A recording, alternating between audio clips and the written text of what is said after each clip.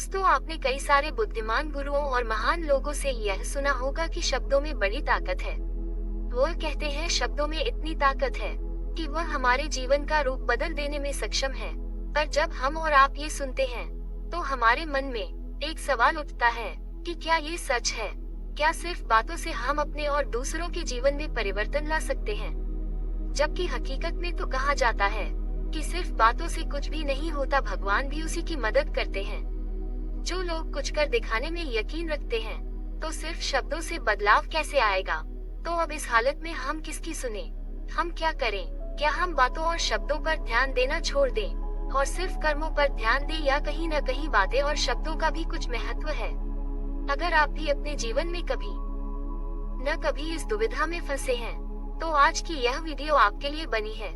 आज हम जानेंगे कि शब्दों का हमारे जीवन में कितना बड़ा किरदार है और क्या वह सच में हमारे जीवन का रंग रूप बदल सकते हैं या नहीं।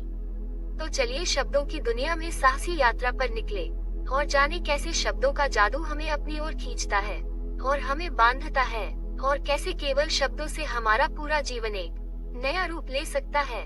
क्योंकि हमारी बातें एक इंसान को बना भी सकती है और बिगाड़ भी सकती है।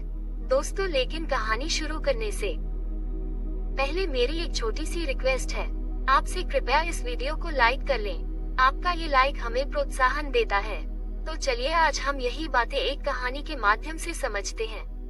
दोस्तों, एक नगर में एक महान बौद्ध भिक्षु रहा करते थे। वह बहुत ज्ञानी थे और बहुत ही शांत स्वभाव के थे, और उनकी यह बात ही उनकी विशेषता भी थे। एक बार की बात है, बौद्ध भिक्षु नगर वासियों को उपदेश दे रहे थे। बौद्ध भिक्षु कह रहे थे कि शब्दों में जीवन बदलने की शक्ति होती है। अपने शब्दों से जीवन बदलो। हम जो भी शब्द अपने लिए या दूसरों के लिए कहते हैं, या जो भी बातें करते हैं, उस पर हमें ध्यान देना चाहिए। इतना कहकर बौद्ध भिक्षु ने अपना उपदेश समाप्त किया और वहां से चले गए। एक दिन वह बौद्ध भिक्षु एक मार्ग से होकर गुजर रहे थे। उसी मार्ग से एक युवक होकर गुजर रहा था। उस युवक ने जब उन बौद्ध भिक्षु को देखा तो वह जोर जोर से हंसने लगा और कहने लगा, अरे साधु महाराज, आप तो ढोंगी है। आपके उपदेशों में ये कहने से कि शब्दों में बड़ी ताकत है, आपकी बात सत्य नहीं हो जाएगा। ये सब सिर्फ बातें हैं। भला ऐसा कैसे हो सकता है कि शब्दों से हमारा जीवन बदल सकता है? उस युवक की सारी बातें उन भिक्षुओं ने ध्यानपूर्वक सुने, और उसके बाद वह मुस्कुराते हुए उस युवक से कहते हैं, बेटा, नाद से ही तो ये दुनिया प्रकट हुई है, और अच्छे शब्दों के पीछे भी नाद ही होता है जो पूरा जीवन बदल देता है। वह बौद्ध भिक्षु उस युवक से कहते हैं, देखो, मैं तुम्हें अपने अनुभव से बता रहा हूँ, लेकिन फिर भी तुम्हें यकीन न हो तो तुम इसे खुद आजमा कर देख सकते हो। उन बौद्ध भिक्षु ये बात सुनकर युवक थोड़ा सा गंभीर हो गया। उसने काफी देर सोच विचार किया और उसके बाद उन बौद्ध भिक्षु से कहता है, हे गुरुवर, अगर ऐसी बात है तो आप मेरे साथ चलिए। मेरा छोटा भाई है जिसकी उम्र करीब 25 वर्ष है, और उसे न जाने क्या हुआ है। वह करीब 3 वर्षों से कुछ भी नहीं करता, बस लेटा रहता है। दिन भर वह कुछ न कुछ सोचता रहता है। उसकी यह हालत देखकर हम सब बहुत परेशान हैं। माता पिता भी बहुत चिंतित रहते हैं। हम सब ने कई तरीके अपनाए, कई योजनाएं अपनाई, लेकिन कुछ भी काम नहीं आया। हमने कई बार उससे बात करने तक की कोशिश की, लेकिन वह हमसे कुछ भी नहीं कहता। परिवार का हर एक सदस्य पूरी तरह से थक चुका है, हार चुका है। आखिर वह क्या करना चाहता है, किसी को कुछ नहीं पता। तो हमारे शब्दों से उसका जीवन क्यों नहीं बदला? और जैसा कि आप कह रहे हैं कि शब्द सचमुच जीवन बदल सकते हैं, तो क्या आप मेरी मदद करेंगे? इस पर बौद्ध भिक्षु मुस्कुराते हुए उस युवक के साथ चल पड़ते हैं। वो युवक उन बौद्ध भिक्षु को एक खेत में ले जाता है और अपने भाई की तरफ इशारा करके कहता है, हे गुरुवर, यही मेरा भाई है जो पूरे गांव में आलस और मक्कारी के लिए मशहूर है। आप कहते हैं कि शब्दों में वह शक्ति है जो हमारा जीवन बदल सकती है, तो क्या आपके शब्द इसका जीवन बदल सकते हैं? अगर यह सत्य है तो आप इसका जीवन बदल कर दिखाएं। उन बौद्ध भिक्षुओं ने उस युवक के भाई को ध्यानपूर्वक देखा। वो एक पेड़ की छांव में आराम से सो रहा था। जब बौद्ध भिक्षु उस युवक के भाई के पास पहुँचे और आराम से उसके सर पर हाथ फिराते हुए कहते हैं, उठो बेटा, बहुत देर हो चुकी है। ये सोने का समय नहीं, ये तो जागने का समय है। उन बौद्ध भिक्षुओं की आवाज सुनकर वह लड़का थोड़ा सा अचरज में पड़ गया। आखिर कौन है जो मुझे इतने प्यार से जगा रहा है, वरना सभी गांव वाले तो मुझे आलसी और मक्कार ही कहते हैं। आखिर कौन है जो मुझे इतना अपनापन दिखा रहा है? उसने आंखें खोली और आंखें मलते हुए उसने पूछा, हे गुरुवर, आप कौन हैं और यहाँ क्यों आए हैं? इस पर बौद्ध भिक्षु उस युवक से कहते हैं, बेटा, ये प्रश्न तो मैं तुमसे करना चाहता हूँ। तुम कौन हो, यही तो तुम्हें जानने की आवश्यकता है।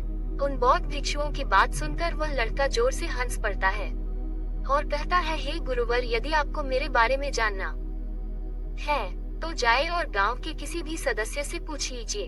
आपको पता चल जाएगा कि मैं कौन हूँ। आपसे हर कोई यही कहेगा कि वह तो आलसी है, मक्कार है। तरह तरह के ताने सुनाएंगे, तरह तरह की बातें कहेंगे। इससे आपको ये जरूर यकीन हो जाएगा और आपको ये पता भी चल जाएगा कि मैं कौन हूँ। तभी बौद्ध भिक्षु मुस्कुराते हुए उस लड़के से कहते हैं, सबसे पहले मेरी यह बात सुन लो। मेहनती इंसान के खुद के शब्द उसे अंदर तक चोट पहुंचाते हैं। इसलिए कभी भी अपने आप को कोसो मत और अपने शब्दों को सुधारो। और मेरी ये दूसरी बात भी सुन लो। मैंने उन गांव वालों से नहीं पूछा कि तुम कौन हो, मैं तुमसे पूछ रहा हूँ कि तुम कौन हो। लेकिन तुमने तो अपनी आदतें मुझे बताई। आलस तुम्हारी पहचान नहीं, तुम्हारी आदत हो सकती है, और इंसान नहीं, उनकी आदतें खराब होती है। इसलिए बेटा, तुम आलसी और मक्कार नहीं हो, ये तो तुम्हारी आदत है। बस इतनी सी बात है जो गांव वाले नहीं समझ सकते हैं।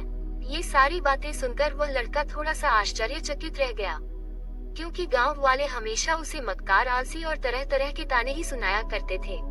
उन बौद्ध भिक्षुओं की यह बात सुनकर उस लड़के की आंखों में आंसू आ गए। वह तुरंत ही दोनों हाथ जोड़कर उन बौद्ध भिक्षु के चरणों में गिर पड़ा और उनसे कहने लगा, आप सत्य कहते हैं, यह मेरी आदत ही है और मैं इस आदत से बहुत परेशान हूँ। मैंने बहुत कोशिशें भी की, लाख उपाय किए, लेकिन मैं अपनी इस आदत से छुटकारा न पा सका। इन आदतों से बाहर आना बहुत कठिन है। मैंने कई बार आलस छोड़ने का प्रयास तक किया, पूरी कोशिश भी की, लेकिन कोई लाभ नहीं हुआ। मैं जब भी कोई कार्य करने की कोशिश करता हूँ तो पता नहीं क्यों मेरा मन कहीं और भागने लगता है। मेरा दिमाग किसी और दिशा में काम करने लगता हूँ और मैं उस काम पर ध्यान ही नहीं दे पाता। मैं क्या करूँ, कैसे करूँ, मुझे कुछ भी समझ नहीं आता। जब भी मैं किताबें पढ़ने की कोशिश करता हूँ तो मुझे नींद आने लगती है। मन में एक अजीब सा दर्द महसूस होता है। ऐसा लगता है कि मेरा जीवन यूं ही व्यर्थ जा रहा है। और जब मैं इस दर्द को बर्दाश्त नहीं कर पाता हूँ तो मैं सो जाता हूँ, ताकि जब मैं उठूं तो मुझे दर्द महसूस ना हो सके। और अब तो मुझे ये भी यकीन हो चुका है कि मैं इन आदतों से नहीं निकल सकता है। ये आदतें मुझे नहीं छोड़ने वाले। इस पर बौद्ध भिक्षु उस लड़के से कहते हैं, बेटा, यदि तुम इस साल की आदत को छोड़ना चाहते हो तो मैं तुम्हें एक सही उपाय बता सकता हूँ, लेकिन उसके लिए तुम्हें कल सुबह मुझे मिलना होगा। तभी वह तरीका मैं तुम्हें बताऊंगा। यदि तुम उस तरीके को सीखना चाहते हो तो कल सुबह मेरे पास चले आना। इतना कहकर बौद्ध भिक्षु वहाँ से चले गए। लेकिन उन बौद्ध भिक्षु की सारी बातें उस लड़के के कानों में गूंज रही थी। वो ये समझ नहीं पा रहा था कि आखिर वह बौद्ध भिक्षु उसे कौन सा मार्ग दिखाने वाले हैं। वो ऐसा कौन सा उपाय बता देंगे जिससे उसके जीवन से आलस्य हमेशा हमेशा के लिए खत्म हो जाएगा। देखते ही देखते रात हो गई। रात भर वह अपने बिस्तर पर करवट लेता रहा है और उन बौद्ध भिक्षु की बातों के बारे में सोचता रहा। इसी प्रकार देखते ही देखते सुबह हो गई और वह लड़का उन बौद्ध भिक्षुओं के पास जा पहुंचा। वह लड़का उन बौद्ध भिक्षु को प्रणाम करता है और कहता है, गुरुवर, जैसा कि आपने कहा था, लीजिए मैं आ गया। अब मुझे वह मार्ग बता दीजिए जिससे मैं अपने जीवन से इस आलस्य को निकाल सकता हूँ। तभी बौद्ध भिक्षु उस लड़के से कहते हैं, बेटा, जब भी तुम्हारा मन दुविधा में हो, तुम निर्णय न ले पा रहे हो और तुम्हारे मन में तरह तरह के प्रश्न उठ रहे हैं कि मैं क्या करूँ, कैसे करूँ, इस कार्य को पूर्ण कैसे करूँ, ये सब कैसे होगा, तब तुम वास्तविकता में अपने अतीत से सोच रहे हो कि पिछली बार तुम्हारे ऐसा करने पर क्या हुआ, या अतीत में तुमसे लोगों ने क्या कहा था।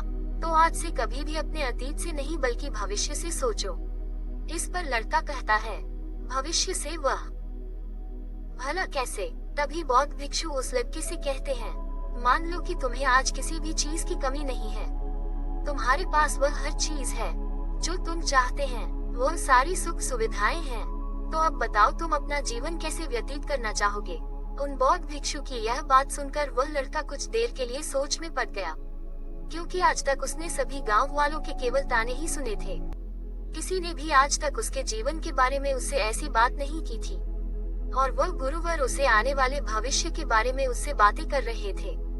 उन बौद्ध भिक्षु की यह बात सुनकर वह लड़का खुद से प्रश्न करने लग गया कि अगर मेरे पास सब कुछ होगा, धन की कोई कमी नहीं होगी और सारी सुख सुविधाएं होंगी, तो मैं अपना जीवन कैसे व्यतीत करूंगा। कुछ देर सोच विचार करने के बाद वह उन बौद्ध भिक्षु से कहता है, गुरुवर, मैं ये दुनिया घूमना चाहूंगा, पहाड़ों पर चढ़ना चाहूंगा, समुद्र की रेत पर जाना चाहूंगा और मैं एक बहुत बड़ा व्यापारी बनना चाहूंगा। तभी अचानक उस लड़के का ध्यान टूट गया और वह उन बौद्ध भिक्षु से कहता है, परंतु हे गुरुवर, यह सब कैसे संभव होगा? केवल मेरी मात्र सोच लेने से तो ये सब पूरा नहीं होने वाला। उसके ऐसा कहते ही उसके अतीत में बीती हुई सारी घटनाएं उसकी आंखों के सामने से गुजरने लगी और वह एक बार फिर से निराश होने लगा। और अब वह ये सोचने लगा कि मेरे पास तो पैसे ही नहीं है, तो मैं भला व्यापार कैसे कर सकता हूँ? नहीं, मेरे पास व्यापार का कोई अनुभव है। ऐसी स्थिति में मैं भला यहाँ से कैसे निकल सकता हूँ? उस लड़के के इस प्रश्न का जवाब देते हुए वह बौद्ध भिक्षु उस लड़के से कहते हैं, भंते, हर रात में सोने से पहले तुम हर दिन अपना लक्ष्य एक कागज पर लिखो और सुबह उठकर सबसे पहले उस लक्ष्य को देखो और सोचो कि उस लक्ष्य को पाने के लिए तुम आज क्या कर सकते हो, और जो भी तुमने उस कागज पर लिखा होगा उस कार्य को उसी दिन पूरा करने की हर मुमकिन कोशिश करो।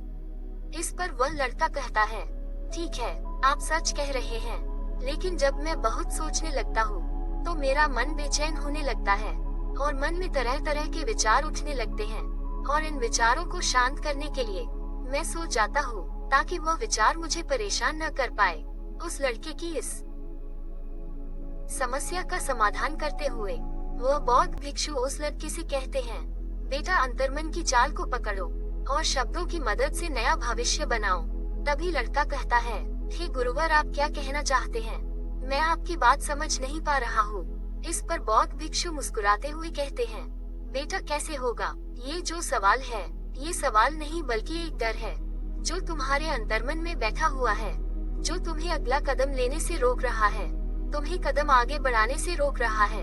यदि तुम वास्तविकता देखो तो किसी को भी नहीं पता होता कि वह कार्य कैसे होगा, लेकिन एक इंसान जब दृढ़ निश्चय कर लेता है तो वह अपने उद्देश्य को सामने रखकर लगातार प्रयास करता रहता है और वह अपनी सफलता प्राप्त कर ही लेता है। तभी वह लड़का उन बौद्ध भिक्षु से कहता है कि हे गुरुवर, अगर ऐसी बात है तो मन में बार बार चिंता क्यों होती है? मन बार बार बेचैन क्यों हो उठता है? इस पर बौद्ध भिक्षु कहते हैं, बेटा, क्योंकि तुम्हें डर है कि तुम कमजोर हो, तुम्हारे अंतर्मन में बैठा है कि तुम में कुछ कमी है, तुम किसी काम के नहीं हो और यही कारण है कि तुम कोशिश करने से डरते हो, क्योंकि तुम्हारा अंतर्मन हमेशा तुम्हें रोकता रहता है। जब भी तुम कोई कार्य शुरू करना चाहते हो, तुम्हारा मन तुमसे पहले कह देता है, इससे आगे मत बढ़ना, अन्यथा तुम हार जाओगे, और इसी कारण तुम्हें चिंता होने लगती है, तुम्हारा मन बेचैन होने लगता है। तभी वह लड़का कहता है, गुरुदेव, आपने जो कुछ भी कहा वह बिल्कुल सत्य है, लेकिन अब आप ही मुझे बताइए कि मैं इस परेशानी से बाहर कैसे निकलूं? इसका जवाब देते हुए बौद्ध भिक्षु उस लड़के से कहते हैं, बेटा, इस समस्या का समाधान बहुत ही आसान और सरल है। तुमने देखा होगा कि अक्सर ही हम अपने आप को दोष देते रहते हैं, अपने आप को तरह तरह के अपशब्द कहते रहते हैं जो हमारे अंतर्मन में जाकर बैठ जाते हैं और वही हमें आगे बढ़ने से रोकते हैं। और इन शब्दों का हम पर बहुत गहरा प्रभाव भी पड़ता है, क्योंकि जैसा हम खुद से कहते हैं, जैसा हम पूरी भावनाओं के साथ सोचते हैं, हम वैसा ही बनते चले जाते हैं। इसलिए यदि तुम खुद को बदलना चाहते हो तो कि तुम भी काबिल बन सको, तो तुम्हें अपने अंतर्मन को नए संदेश देने की जरूरत है, जैसे कि मेरे शरीर का हर एक कण, हर एक हिस्सा, हर एक विचार शांति और ऊर्जा से भरा हुआ है। मैं दृढ़ संकल्प और आत्मविश्वास के साथ हर दिन के लक्ष्यों को पूरा करता हूँ। मैं अपनी कमजोरी को अभ्यास में बदलता हूँ, चिंता को ध्यान में बदलता हूँ। मैं उत्साह और ऊर्जा से भरा हुआ है, लगातार अपने लक्ष्यों पर काम करता हूँ। ऐसे शब्द जब तुम खुद से कहोगे तो तुम शक्तिशाली महसूस करने लगोगे और तुम्हारी सारी चिंताएं खत्म होने लगेगी, क्योंकि यही शब्दों की ताकत है। वो तुम वही बना देंगे जो तुम खुद से कहोगे। तुम जितनी भावना के साथ यह वाक्य बोलते हो, उसे महसूस करते हो, उतनी ही भावनाओं से यह शब्द तुम पर असर करना शुरू कर देंगी। धीरे धीरे ये शब्द तुम्हारे मन और व्यक्तित्व की सोच का हिस्सा बन जाएंगे। लेकिन मेरी एक बात याद रखना कि तुम्हारा अंतर्मन इतनी आसानी से हार नहीं मानने वाला। जब तुम आगे बढ़ोगे तो मौका मिलते ही वो तुम्हें पीछे खींचेगा। तुम्हारे अतीत के बीते हुए सारे कड़वे अनुभव तुम्हें याद दिलाएगा, ताकि तुम डर जाओ और एक बार फिर से अपने लक्ष्य का पीछा करना छोड़ दो। लेकिन तुम्हें इसकी चिंता नहीं करनी है। उन सकारात्मक शब्दों के कारण तुम्हारा मन सकारात्मक विचारों को स्वीकार करने लगेगा। आगे वह बौद्ध भिक्षु उस लड़के को चेतावनी देते हुए कहते हैं, मेरी एक बात और याद रखना कि तुम्हारा ध्यान आलस्य पर नहीं होना चाहिए। अर्थात तुम्हें कभी आलस नहीं मिटाना, बल्कि तुम्हें एक नए भविष्य का निर्माण करना है, एक नए व्यक्तित्व का निर्माण करना है। तुम्हारा पूरा ध्यान केवल इस पर ही होना चाहिए। उन बौद्ध भिक्षुओं की बात सुनकर लड़का कहता है, ठीक है गुरुवर, आप जैसा कहते हैं मैं वैसा ही करूँगा। तभी वह बौद्ध भिक्षु उस लड़के से कहते हैं, बेटा अभी तो मैं इस गांव से जा रहा हूँ, लेकिन कुछ सालों के बाद मैं वापस आऊंगा। इतना कहकर बौद्ध भिक्षु वहाँ से चले गए और वह लड़का अपने घर लौट गया। लेकिन अब उस लड़के के मन में तरह तरह के विचार चल रहे थे। वो लड़का ये सोच रहा था कि अगर मैं अपनी मनपसंद जिंदगी जीने लगा, अगर मैं दुनिया घूमने लगा, नए लोगों से मिलने लगा और अपनी पसंद का काम करने लगा, तो मेरी जिंदगी कैसी होगी। उस बात को ध्यान करके उसने एक कागज पर अपना लक्ष्य लिखा और लिख कर सो गया। अगली सुबह जब उसकी आंखें खुली तो उसने उस पर लिखा हुआ लक्ष्य एक बार दोहराया। उसके बाद वह कुछ देर के लिए शांत हो गया। तभी उसे उन बौद्ध भिक्षु की बात याद आई कि तुम अपने लक्ष्य के लिए आज क्या कर सकते हो। उसने खुद से सवाल किया कि मैं आज अपने इस लक्ष्य को प्राप्त करने के लिए क्या कर सकता हूँ। तभी उसने एक बार फिर से उस पेपर की तरफ ध्यान दिया। उस पेपर पर लिखा था कि मैं बाजार जाता हूँ और लोग व्यापार करने की कौन सी चीजें, कौन से सामान लेकर आते हैं। मैं उन चीजों को देखता, उन चीजों को पता करता और वह पढ़ने के बाद तुरंत ही बाजार चला गया। वह अलग अलग दुकानों पर बैठा और देखा, लेकिन उसे कुछ समझ नहीं आ रहा था, क्योंकि लोग अलग अलग व्यापार कर रहे थे, अलग अलग तरह की चीजें और सामान ले रहे थे और किसी ने उसकी कोई मदद नहीं की। वह बहुत उदास हो गया और निराश होकर वापस घर लौट आया। तभी उस लड़के को उन बौद्ध भिक्षु की एक और बात याद आई। शब्दों में बहुत ताकत है और शब्द हमारा जीवन बदल सकते हैं। उसे वह सकारात्मक विचार याद आए। वह उन्हें सुबह शाम दोहराने लगा और अब से वो हर दिन ऐसा ही करता। देखते ही देखते 1 महीना बीत चुका था, लेकिन अब तक उसके जीवन में कोई बदलाव नहीं आया था। अब वह लड़का ये सोचकर निराश होने लगा था कि उसके जीवन में तो कुछ भी परिवर्तन नहीं हो रहा है। लेकिन 1 महीने के बाद उसे महसूस हो रहा था कि वह पहले से अच्छा महसूस कर रहा है। उसका दिमाग अच्छी तरह से सोच पा रहा है। वह पहले से ज्यादा चलने फिरने लगा है। धीरे धीरे उसे समझ में आने लगा कि जो लोग आगे बढ़ते हैं, महान काम करते हैं, उनकी सोच में कितना अंतर होता है। वे लोग हमेशा शक्तिशाली विचार सोचते हैं। दूसरों की छोटी सोच और डर से वो कभी प्रभावित नहीं होते। जब भी उनके सामने कोई मुश्किल आन पड़ती है, तो वह घबराते नहीं, बल्कि उस समस्या का समाधान निकालते हैं। इस समस्या के समाधान पर ध्यान केंद्रित करते हैं और न ही वह कभी किसी का इंतजार करते हैं। वह केवल खुद पर विश्वास करते हैं और तुरंत ही कदम आगे बढ़ाते। जब उस लड़के को ये सारी बातें समझ में आने लगी, तो उसने भी धीरे धीरे अपने कदम आगे बढ़ाने शुरू किया। उसने बिल्कुल वैसा ही व्यवहार करना शुरू किया। अब से वह कभी खाली नहीं बैठता था। जब भी उसका मन करता वह बाजार जाता और लोगों के बारे में जानता समझता कि वो किस प्रकार व्यापार कर रहे हैं, कौन सी चीजें खरीद रहे हैं और किन चीजों पर उन्हें लाभ हो रहा है। और जब उसका मन करता तो अपने पिता की मदद भी करता था। वह अपने पिता के साथ मंडी में जाता, वहाँ पर जाकर मोल भाव करता, तो हमेशा कुछ न कुछ सीखने में ही जुटा रहता है। तभी एक दिन गांव में एक मसाले का व्यापारी आया। उसे कुछ पढ़े लिखे नौजवानों की जरूरत थी, जो माल की गिनती कर सके और हिसाब रखने का काम कर सके।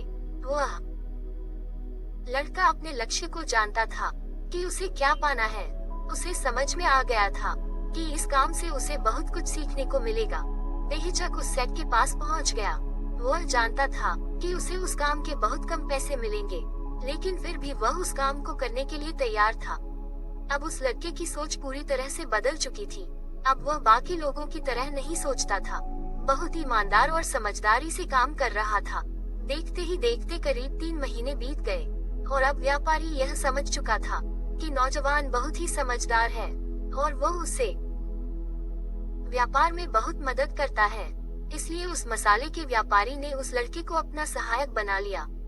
उस व्यापारी ने देखा कि इस लड़के की दिनचर्या सबसे अलग है, कि हर दिन पढ़ता है, लिखता है, सुबह उठकर ध्यान करता है, नई चीजें सीखता है, परेशानी आई तो भी विचलित नहीं होता है, ये सबसे सम्मान से बात करता है, सबका आदर करता है। देखते ही देखते 1 साल बीत चुके थे और अब तो व्यापारी उस नौजवान से बहुत खुश था। उसने धीरे धीरे उस नौजवान को व्यापार के सारे गुण सिखा दिए और देखते ही देखते वह लड़का अब एक छोटा सा व्यापारी बन चुका था। और जब उस लड़के के अंदर व्यापार की समझ आ गई, तो उसने जड़ी बूटियों का व्यापार शुरू कर दिया और देखते ही देखते केवल कुछ ही वर्षों में उस नगर का सबसे बड़ा व्यापारी बन गया। लोग उसे सबसे बड़े व्यापारी के नाम से जानने लगे। उसकी नाम दूर दूर तक फैलने लगा। करीब 5 वर्षों बाद जब वह वापस अपने घर लौटा, तो लोग बहुत हैरान थे। उसे देखकर लोग बहुत अचंभित थे। उसके सारे जानने वालों ने उस लड़के से पूछा, तुम इतना कैसे बदल गए? तब उसने कहा, उन गुरु ने सच ही कहा था, शब्दों से हम जीवन बदल सकते हैं। वैसे आपने आज के इस वीडियो से क्या सीखा, मुझे आप कमेंट में जरूर बताइएगा। इसी के साथ में उम्मीद है कि आपको आज की यह वीडियो जरूर पसंद आई होगी, तो इस वीडियो को लाइक और अपने दोस्तों के साथ शेयर जरूर कीजिएगा और हमें ऐसे ही सपोर्ट करने के लिए चैनल को सब्सक्राइब जरूर दबा दीजिएगा। तो चलिए फिर मिलते हैं एक नई वीडियो में। तब तक के लिए अपना ख्याल रखें। धन्यवाद।